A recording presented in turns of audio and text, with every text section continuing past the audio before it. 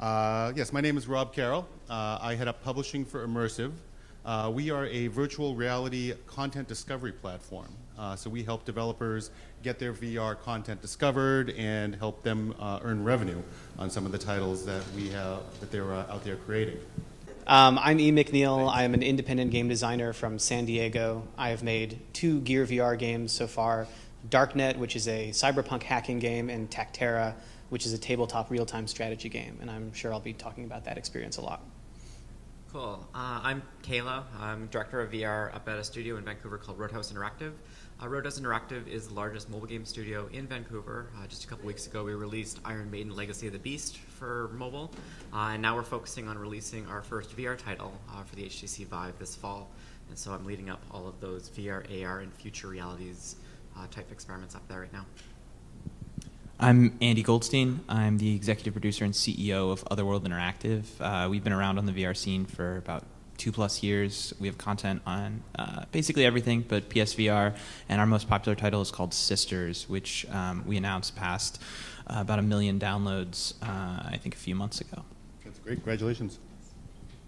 So you guys have done development across some of the different platforms.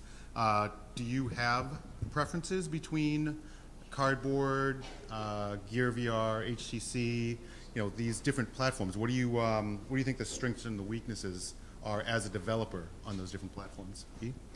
So I'm trying to put my games on Gear VR, Rift, Vive, PSVR, and Daydream. And I gave a talk yesterday that kind of talked about the reasons why you might pick one platform or another.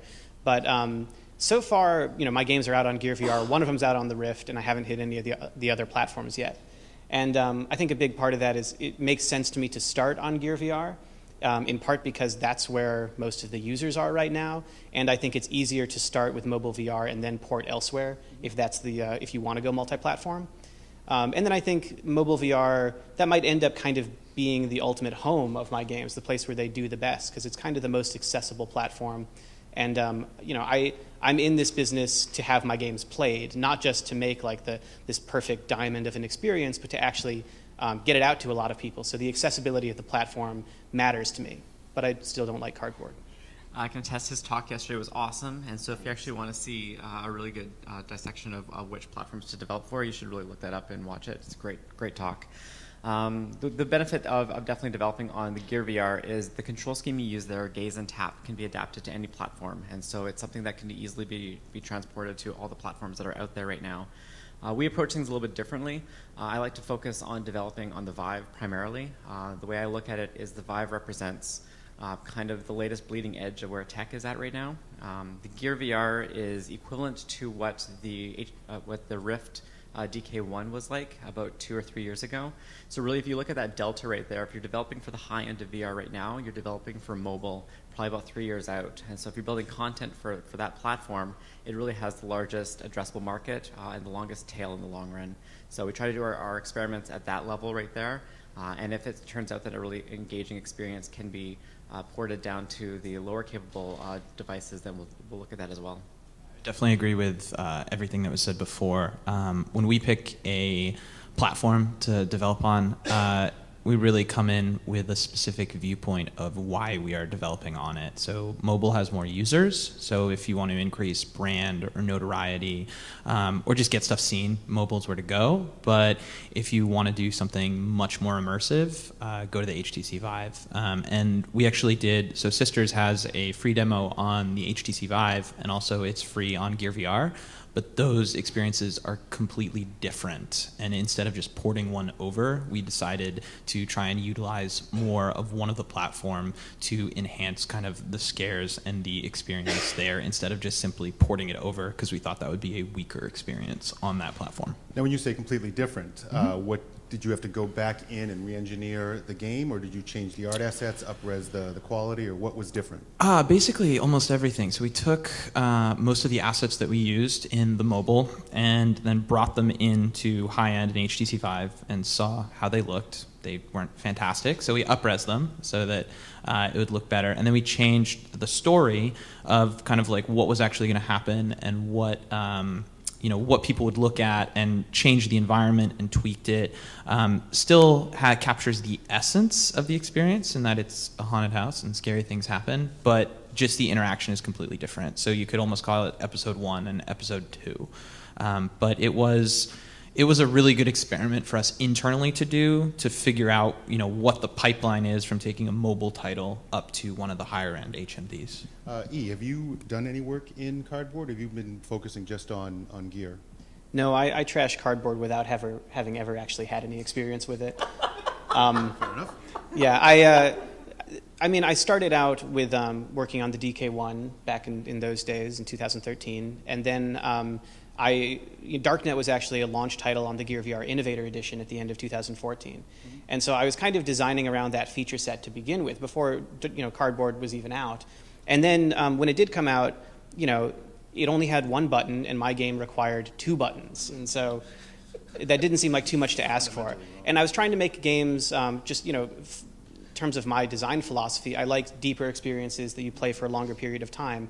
And I kind of tried to defy the original conventional wisdom that mobile VR was for short 5-minute experiences. I wanted to do something longer than that. And cardboard kind of pushes people away from that, where you have to hold it up to your face for the entire duration of the experience. And that's in part meant to slow people down so they don't get sick, and then also to encourage shorter experiences. So it seemed like what I wanted out of these games and what cardboard wanted out of developers were 2 very different things. I definitely want to jump on that because I think what's really interesting is cardboard is kind of the bottom level of VR, but what I don't think a lot of people talk about is that if we have consumers out there that are going to be buying $400, $600, $800 high-end head-mounted displays, I think they're going to get a cardboard and make sure that they like it before they spend that much money. And so having a title that someone has tried on mobile, I think will make it much more likely that once they buy the high end, that they'll have that connection to, I tried it on cardboard and that was interesting, let me buy it here. So I think a lot of people who are going to buy the high end stuff are going to definitely try cardboard. Doesn't necessarily mean they're going to be cardboard users, but they're going to make sure that they like the technology before they go with it. So I agree with you on that, but I disagree that gaming might be the way they come into it. I think cardboard is a really, really great 360 video viewer and gives you a good sense of what spherical content could look like and kind of gets you that initial VR buzz of what it could be. I really don't see a lot of really great gaming content that is coming out on cardboard or even a really viable ecosystem for it. The stuff that Google is doing with Daydream, I definitely see that as being more of an entry point because you're going to have multiple handsets, a lot larger ecosystem, and probably a lot larger breadth. And I could see that being a much better entry point into gaming prior to people going into more of the desktop tethered type systems. So where do you guys see cardboard going in the next year? Daydream comes out this fall. Is Google going to kind of pull back on the focus there, or are they going to push it more to the broad experience? I think there's still a place for it. Right now, you can get a cardboard viewer for free in your New York Times mailer, and that's going to appeal to a large, broad number of people that just want to experience a 360 video. But I think again, its importance is that really cheap disposability of the viewer, and that really is going to drive the 360 video type stuff. So I think there's a place for it, but Daydream is just going to be that exponentially much better. Yeah, I think you're definitely right that cardboard cuts the acquisition costs of VR users way, way down to bring them into the ecosystem. And I also definitely think you're right in 360 video content. Right now, it's kind of hard to get streaming 360 video content, but I think that's definitely going to be one of the giant pushes that VR is going to have in the next few years, and it's going to make that more accessible to mobile users. So having a cardboard and doing 360 video content streaming from YouTube is definitely going to be a huge thing, whereas it's not the easiest to do right now. So do you guys think a developer that's making content for the higher end devices, for Gear, for Daydream, for the head-mounted displays, does making a short trailer or making short content for cardboard to kind of get people interested in their content? They say cardboard's got about 5 million units out there now. Is that something that you can use to build interest for your higher end titles? So Super Hypercube just released a gameplay trailer a few months ago, and it's a 360 gameplay trailer, and it's awesome. It's a really great way to experience what that game is going to feel like, and so there's a huge opportunity there for releasing 360 spherical video trailers of games. Yeah, I would definitely say one of my favorite pieces of 360 content was actually Clash of Clans did a 360 advertisement for their game in YouTube, and it was I think a minute, but it was really cool because you were actually in the game that's a 2D game, and like doing a lot of that kind of stuff I think brings those users in and also can showcase what the higher end content would be if they had like an HTC Vive game where you're building that stuff and swatting dragons and fighting off giants. Like that would definitely be something that I'd get probably because of the 360. Yeah, I agree as well. I think the easier it becomes to make 360 trailers for games, and then Cardboard is a perfectly obvious and natural and appropriate place to put that kind of content. Do you guys have 360 videos of your games? Right now, only in a sort of test version. I would like to do more with it, but I just sort of haven't figured out my workflow yet for doing 360 trailers. Our marketing pipeline is definitely considering 360 video as part of it. That, along with mixed reality streaming and trailer work. So it's a huge part of what we're working with. We've done some, but have had some issues with most 360 video plugins that have kind of been recording. There still isn't, I think, like a great way to do that yet. And then we also run into issues too because all the stuff that we do is interactive. So if you then just do a 360 trailer, you lose a ton of it and a lot of the fun too. So you kind of have to say, well, would I rather make a trailer that doesn't really showcase my game well, or would I just have nothing there? And it's kind of a double-edged sword. Is that more of a limit? Is that inability to record that 360 experience? Is that a limitation of the engine that you guys are using, or just the tool sets that are out there? Yeah, right now in Unity, the tool set for 360 video pretty much doesn't allow for any interactivity. You kind of have to pre-script an entire sequence and then let Unity kind of churn through the whole thing. So it's much more akin to kind of rendering out CG for a trailer. It doesn't really let you to render out like live gameplay. And that, again, it's a lot of data that it has to spit out every single frame, which doesn't really allow for VR experiences to happen simultaneously. With rendering, we definitely have some computer crashes a lot with that because it's just the pipeline is not there to do that extremely well. Yeah, and I had the same experience as Kayla, like having to pre-script a lot of stuff to show any of the action in the game. Otherwise, it's pretty static and not really worthwhile to make a trailer. What engine are you guys developing in Unity. primarily? Unity. Yeah. Welcome to mobile VR. Your free Unity Pro subscriptions will be coming later on today. It is also, I would say, having devs on our staff who used Unreal, we've found that it's easier to do the kind of like portability from one area to the other that necessarily Unreal can do, but you just have to have a lot more training and different training to do it. And like when we took Sisters from Gear VR to the HTC Vive, it was almost drag and drop ready. I mean, we had stuff that was within a day, and I can't say what it would be with Unreal, but I was quite shocked that we were able to do that quickly. Yeah, our studio backed Unity really early, like back in 2009, and so we've been a full Unity shop since then, and like just the talent that you can get in town and find the resources for working in Unity has been great. So really unfortunate that Unity is doing such a really strong work in VR, and it's allowed us to stick with that platform through this, and they're doing some really fantastic work there. I will say that a lot of the Unreal stuff does look absolutely fantastic. Like it's definitely the high end, and it's it adds a level of immersion to it, but it's just so hard to get to that level and then to make sure that you're on every platform with something that level.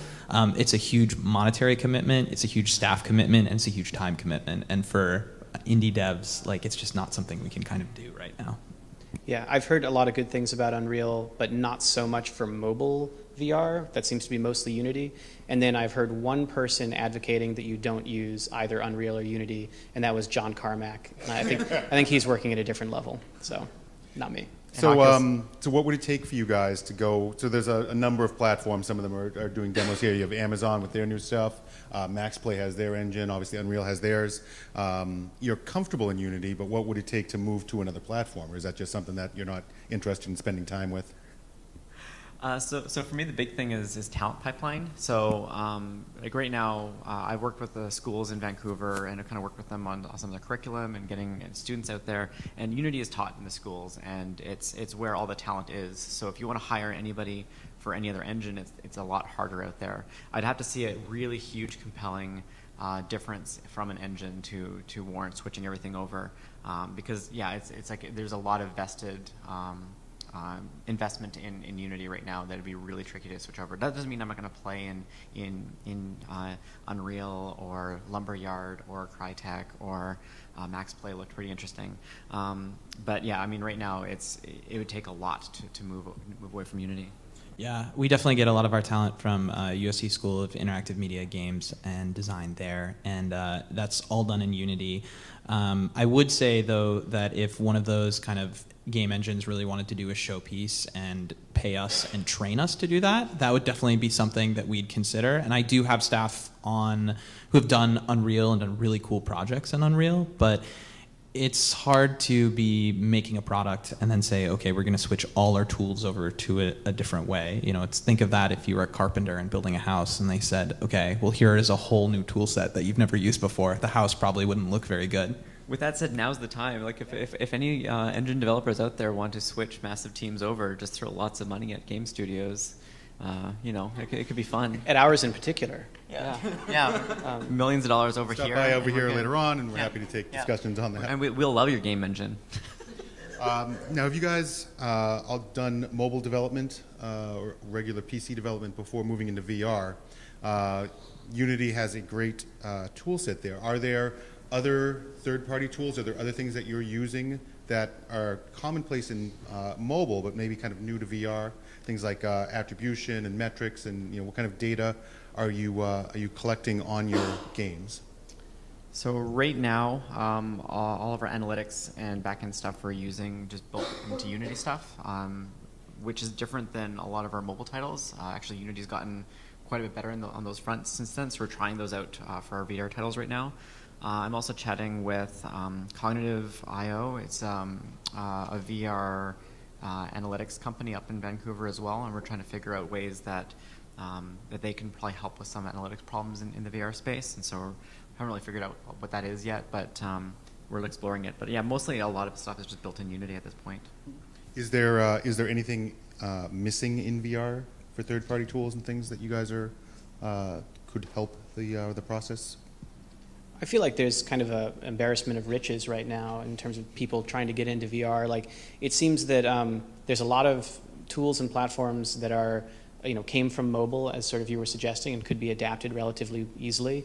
And then it seems that for every one of those market segments, there's now a VR exclusive one that's trying to make its mark and approaching developers. I haven't had a lot of experience with that myself, just because my development work has been very bare bones so far. But I feel like I have plenty of options as a developer. So with the tool sets that are out there, with the engines you guys are working with, what are the big challenges that you're facing in doing VR development? What are the difficulties? What are the hard things that you're seeing out there? Let's see, how many minutes has it been before we say frame rate? This is the drinking game in VR talks. I mean, performance is such a major problem. Like every game up to this point, if it loses a frame, if it misses a frame by a couple milliseconds, it's no big deal. But in VR, it's such a big thing, and that's requiring a massive change of how engines work. And so, just performance is always a massive issue, especially on mobile. Hitting 60 frames per second on mobile consistently is hard. It's really hard to hit 90 on desktop. So you're saying frame rate? Frame rate, yeah, just performance in general. So yeah. I would definitely say one of the main problems that we have a lot in building is I think we talk about VR games a little bit differently in saying, how do you feel? That's not something that you ask yourself in most other games, and so we have people in the office who are a little bit more sensitive to VR, a little bit less sensitive, and you have to ask, did that feel okay? And that's not something that we do in any kind of other medium, I think. Specifically, we were designing a movement scheme, and we did it about 3 different ways, and to have a conversation about what feels the most comfortable for the user is conversations that I think are new, and at the same point, you don't have a lot of reference. So a lot of the stuff that you're building, you can't just lean to and say, oh, well, they did it this way and it worked well. It's like, no, you're the first one to have that specific problem, and you might be approaching it from a very incorrect way and kind of have to go back from scratch. So I would say a lot of the initial design principles change a lot based on user input and how the users feel. I completely agree with that. We're focusing heavily on human-centered design approaches, and when we're looking at VR type stuff, and so we put players into our worlds and we give them things to do, and we see how they react, and we do this constant iteration, and the game can evolve quite dramatically based on what we actually witness with the players. And so we can't really go into a game expecting what we want players to do. We have to really watch players and how they react to the worlds that we create, and create games almost around what the testing shows us. Which is very different. Like, you can't just kind of build a design doc and be like, this is what the game's going to be. We really have to start with building a space, putting some stuff in there, putting a player in there, seeing what they do with it, and then trying to build a game around that based around what they find is fun and enjoyable. And this might be a good point to throw in that I've had some success working with external companies to help with testing, to help with finding players and getting them in my game. I've done work with one group that actually recruited people, brought them in person, and I could watch them and get videos and all of that. And then there's also a company that's doing remote video capture, where just they farm it out to a bunch of people for cheap to play your game for 30 minutes or so, record themselves, and you can do that multiple points throughout a project to try to get feedback quickly from a pretty wide range of people.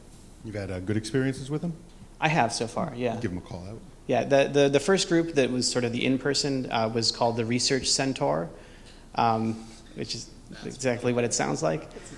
They're wonderful. They were an offshoot of the indie developer, the Behemoth, and they have amazing reviews, and they're so booked, you'll probably never be able to work with them.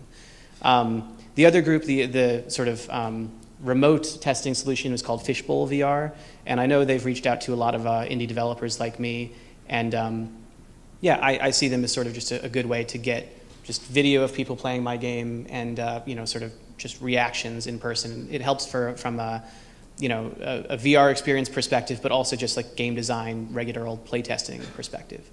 Yeah, work with Fishbowl guys. They're a good group. So what would you say is for the development that you're doing? What is the benefit in working in mobile VR as opposed to the HMDs? Or do you think that you're just kind of waiting to step up into the next higher quality of games with the HMDs? I think I'm comfortable, with this sort of level of experience. Like, I don't see mobile VR, even in its current iteration, as a stepping stone necessarily. I think once you hit the level of Gear VR and presumably Daydream, that is a high enough quality experience that it can be sort of worthy in its own right, and not just aspiring to be something better. And so for me, I think it kind of works out because it is impossible to get the perfect graphics and photorealism and all of that. And so I don't have to worry so much about competing with AAA studios or whatever. Mm-hmm. And in that sense, it feels a little bit more indie friendly. Like the ceiling is a little bit lower, and I don't like talking about it in those terms, but that makes it a bit more of a friendly environment for a one-person shop like mine. Yeah, definitely the head-mounted display quality on Gear VR and presumably what we'll see on Daydream is actually quite excellent, and certainly isn't something that is trying to has to get better in order to compete with the Rift or the Vive. It's significantly better than what we had with the DK1. The latency is really great. For me, the biggest challenge, though, is the control schemes. The mobile VR right now is very much stuck in the tap and gaze control scheme or traditional gamepad control scheme. I'm really looking forward to seeing what Daydream does with its controller. And although it's only 3 degrees of freedom, rotational, and some accelerometer type stuff, you can still do some really interesting aspects with some really interesting control things with that, which I think is the future of VR, is how we control in VR. But I think right now the big benefit of doing anything on mobile is that reach. The cost of entry for consumers is so much lower. You're getting millions and millions of more users on those platforms, and so it's also a lot easier to demo. You can bring a Gear VR and a phone to a conference and show people quite easily. It's a lot harder to pack up a Vive and show that around.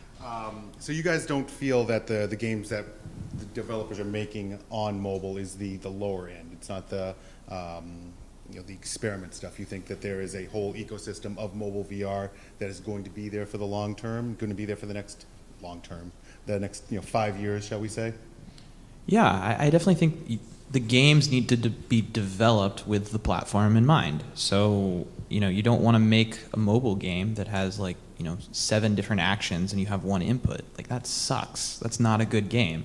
So there are going to be fun games, but they're, think of a game that you play on your phone versus the game that you play on a PlayStation 4. Like, very different with, very different input device. You have a tap and you have a controller. So, it's just up to devs to look at the platform and say, this is what it's good at, and let's build something for that platform and release it. And so I think mobile will definitely have a healthy ecosystem because everyone has a cell phone, and there are going to be more and more headsets out there for mobile cell phones. So it's just reliant on people making good content specifically for the cell phone. I think that covered it pretty well. So I look at things a little bit differently. I think that what we're currently seeing right now with mobile VR is kind of an anomaly and probably only a stopgap measure. This whole idea of taking a phone out and putting it into a headset after having greasy hands on that phone and having maybe a cracked screen is probably not the ideal way of experiencing VR. I think the one thing that's really great about mobile VR right now is it's the only untethered experience, and that's the one thing that is really going to be the future of VR. VR is going to be untethered. It is not going to be this tethered thing. But beyond that, I think that's probably one of the only things that mobile VR is really showing us about the future. Because when we say mobile VR, it isn't really that mobile. We're not using mobile VR in trains. We're not using it when we're walking down the street. Google gave their design talk here yesterday, and the most use cases for mobile VR is still somebody finds a comfortable place in their house to sit down and play it. So that's a couch or a swivel chair. So, when you're looking at that, I don't see it being very long before we have, 6 degrees of freedom, full head tracking, hand tracking. There's a lot of technologies happening out there. So really, if we look at right now, mobile VR is very restrictive in terms of what your input types are like, but I don't see that being the case for very long. And so very soon, the same content that you're playing on the Vive will be very easily playable on what we call mobile VR platforms right now. I do want to add to that, actually. I think you make a good point. And I think it's kind of weird to me that there seems to be such a big division between what people see as mobile VR and the rest of VR. Because mobile VR is much more about VR than it is about mobile. To me, it doesn't feel like a phone game. It feels like a VR game. You still put the headset on. It's still surrounding you, 360 degrees. And basically, I see it as just an entry point into VR. It's like the Oculus Rift more than it's like your cell phone. It's just, it doesn't have positional tracking. It has performance and battery limitations. It has more limited input. And those problems are going to be solved over time. And meanwhile, it costs $500 less. And so in that sense, I think I don't want people to see mobile VR games as something lesser, as just like mobile games. I think fundamentally there shouldn't be this idea that they have to be smaller experimental things. As I sort of mentioned earlier, with my own games, I'm trying to make deeper gameplay experiences, something that you'll play for longer periods of time. And I don't think there's anything fundamentally about mobile VR that says that can't be. Yeah, there's this huge divide between console games and mobile games for the longest time, and because the control inputs were so very vastly different, I don't actually see that being true in mobile VR versus tethered VR. I think those are going to collapse a lot faster than what we've seen before. So I completely agree. Mobile VR is just VR at a much lower entry point. All right. Let me ask you guys one last question here. If you could make anything you wanted to in mobile VR right now, what would you make today? Probably something terrible. I'm stealing that answer from the question. Somebody asked another indie developer, what would you make if you had an infinite budget? And that was his answer. I think that's true here too. I can't make anything good unless I have really strict constraints. And in that sense, I think that might be why I drifted towards mobile VR. It gave me sort of a box to think in, which is not something creators are supposed to say. But I think I'm very happy with what I've made so far. I have a lot of ideas for what to do within the Gear VR. I'm not waiting, for the next wave to come, even though I know that's going to be amazing and really exciting.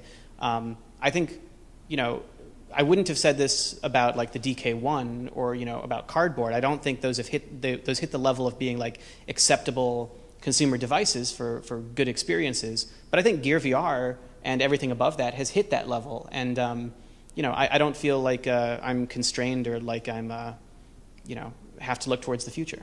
There's too much going on right now. All right, Andy? I'm going to show my business side in answering this and say branded IP built for VR in episodic content form. Crazy, weird experiments for Daydream. Just experimenting with what can be done with different control schemes in mobile VR and pushing that forward. That's my experimental hat on. Very cool. I feel bad that none of us had some amazing, incredibly ambitious idea Pokemon Go, to but blow for your mind Daydream. away with. But No, but it just kind of points to what you guys are thinking about. You have this infinite opportunity in front of you, but it's actually too much. If you're out there in the universe and you're just kind of stuck and lost out there, that's not necessarily helpful. But if you're able to take that infinite playground that you have to play with and actually focus it into what you're interested in, what you're doing, then you can do extremely cool things with this infinite universe in your little box. yeah. And all of the successes I've had in game design have been in conversation with the platform that they're being built for, and that's especially true for VR. I would add on top of that I think the best stuff in VR is when you have a dev team that has taken a concept that they've never seen before and they've said, wow, that's a really cool thing.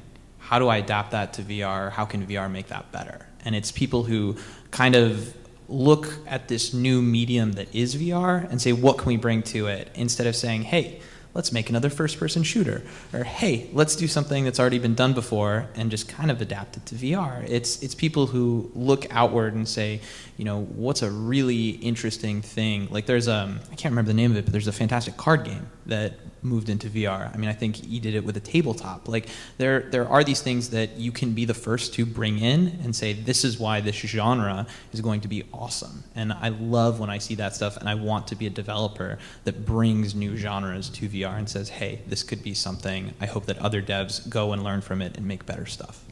Yeah, I love anything that could not have existed without VR. There's so few of those experiences out there right now, and there's just a lot of opportunities of things that you just couldn't do before, and that's what really excites me. It's not porting existing concepts or even existing genres to VR, but things that just wouldn't have worked before.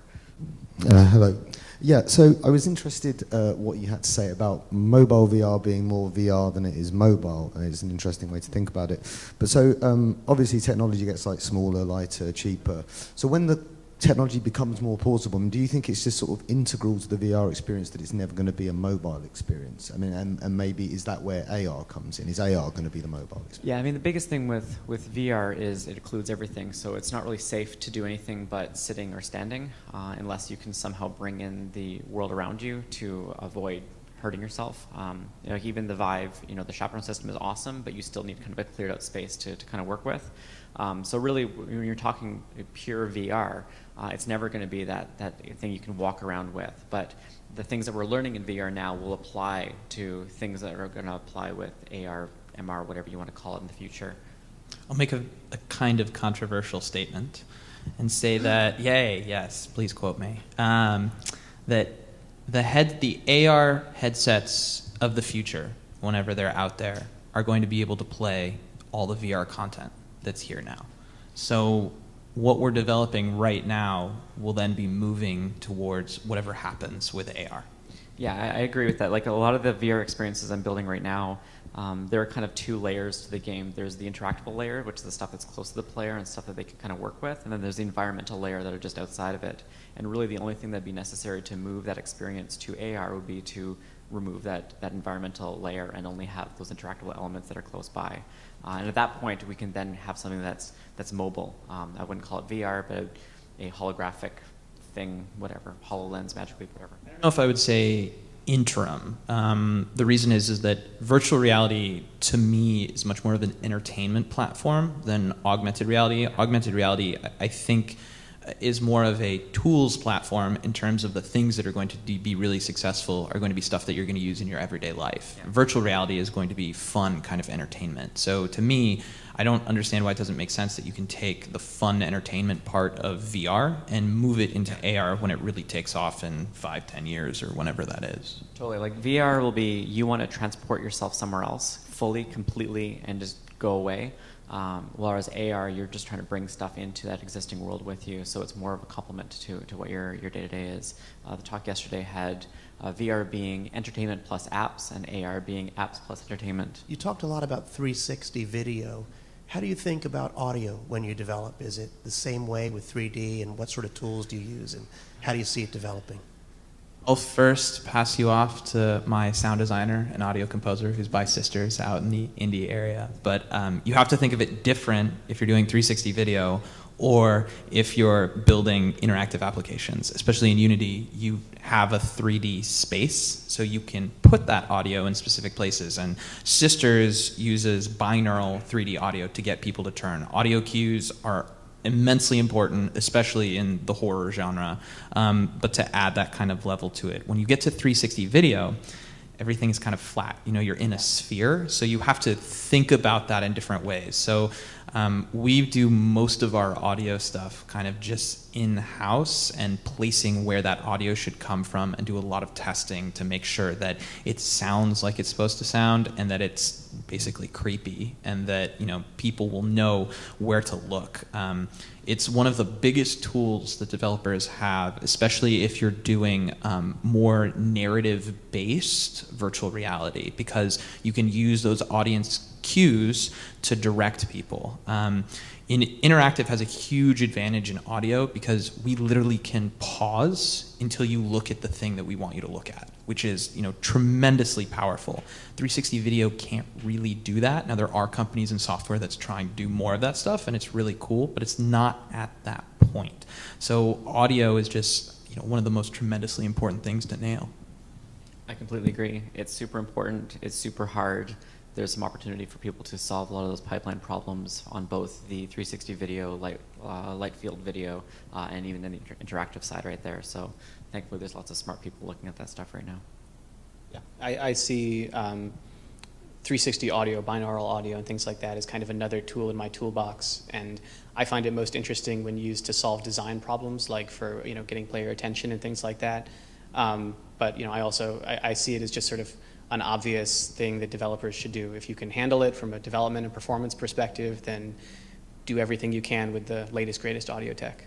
You should definitely find 2 demos, and one that uses audio very poorly and one that uses it really well, and compare those, because the difference is immense, and it really adds a layer and level to the content that you can make if you get the audio right. So if you look at the mobile games today, people play it usually in their time, like in between time, right? Like it's not like they carve out a big chunk of the time and sit in front of console-based games. So it seeming to me it's like more like an AR experience, that they are still in their real environment while playing the mobile games.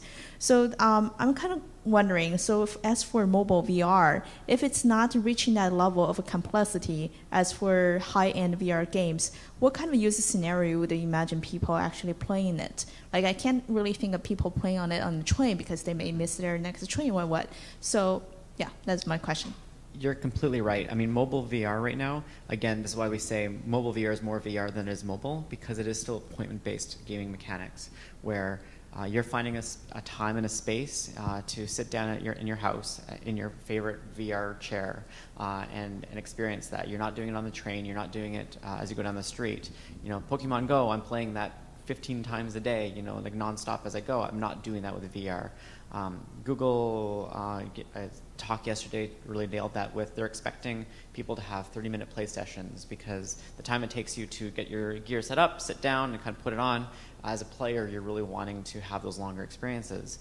So when you're building content for that, you have to put that in mind.